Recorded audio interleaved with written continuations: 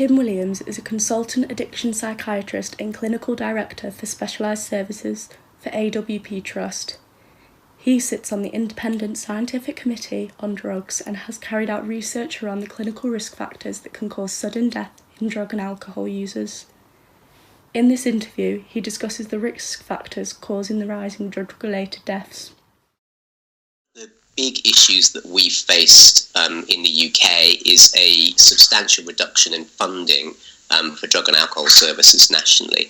Now, this came about some time ago through a bit of a change in NHS legislation where drug and alcohol and sexual health clinics were both removed from NHS budgets and put into public health budgets.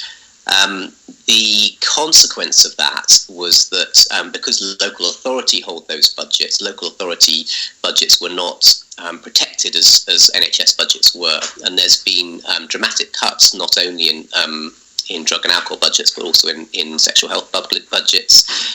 And it's very interesting to see directly, as you know, the correlation between the reduction in funding and the rise in drug-related deaths.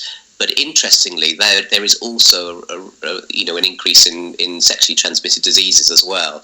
So that adds weight to that piece of evidence, suggesting that a reduction in funding is quite a powerful contributory measure to drug-related deaths. Another factor is the change in drug trends and to the availability of drugs.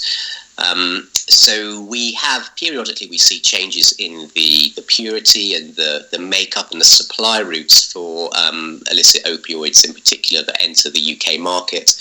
And one thing that's a particular problem for us in the UK is the rise of synthetic opiates such as fentanyl, which are very much more potent opioids. So a person who might be very used to a certain potency of opioid and is quite comfortable with their injecting behaviour or opioid taking behaviour can suddenly be caught out by a batch of opioids that is either cut with fentanyl, a synthetic opioid, and therefore they can accidentally overdose even when they are very experienced drug users. A third contributing factor we have is that the opioid users in the UK is a more aging population. So as less young people coming into opioid misuse, the drug markers become fragmented. It tends to be older substance users that use opioids. And this means that we've had people who've used opioids for maybe 20 or 30 years, and because of that, their general physical health is much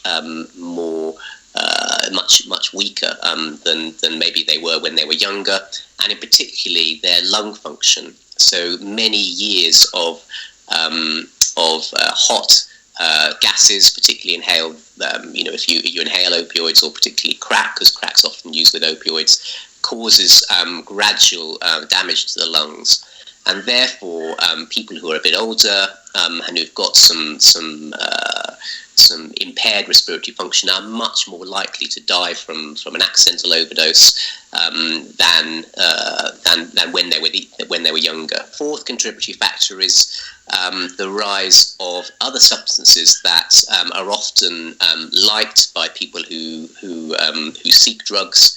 And there's particularly the gabapentoids. So there's two drugs called gabapentin and pregabalin, which are drugs that are very much used by the opioid using population, and the prescription rates for these have increased dramatically over the last 5 years or so.